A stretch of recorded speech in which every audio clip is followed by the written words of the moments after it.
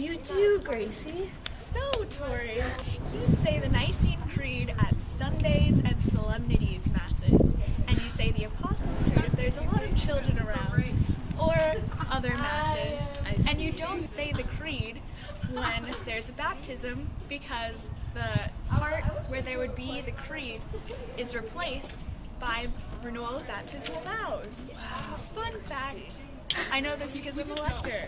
No High way! five. Why does the priest put a piece of the body into the blood of Christ? So this began in ancient Rome, when the bishop would put a piece of the consecrated bread into the wine if certain suburbs could not make it to Rome to receive the Eucharist.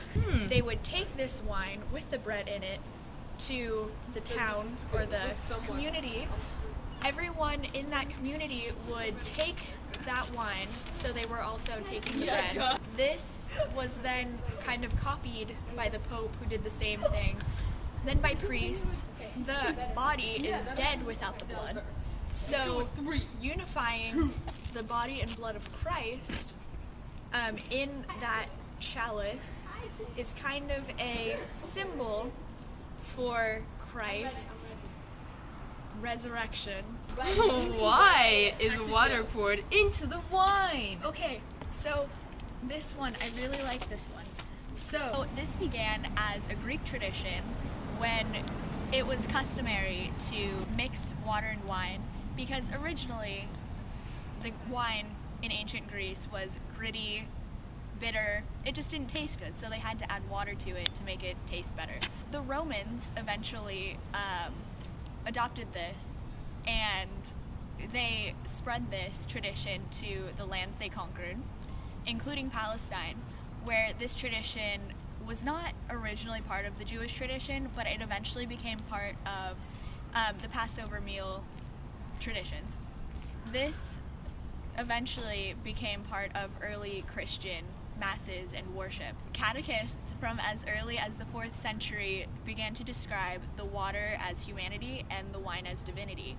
So each of these symbols, when put together, you can't take apart water and wine.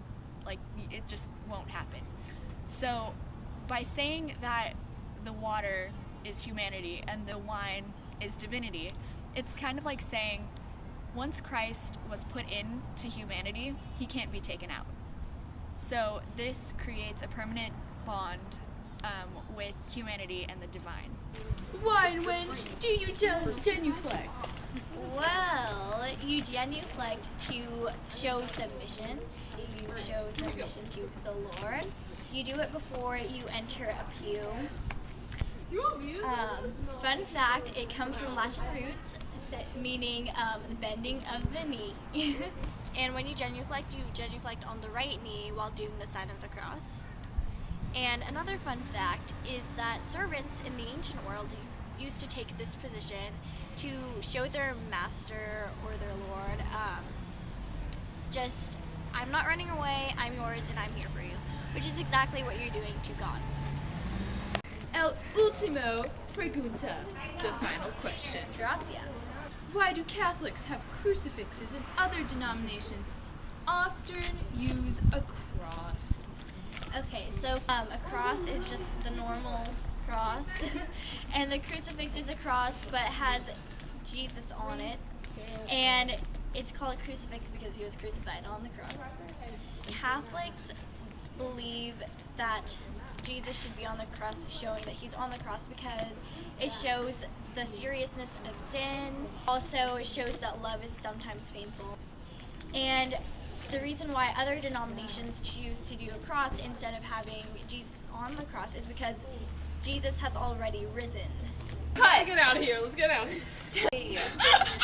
Are you looking for this really trying? Yes, this is going to be in the blooper reel. Can your mom not? I don't want or something. Yeah, kind of just like that, and you like Jesus.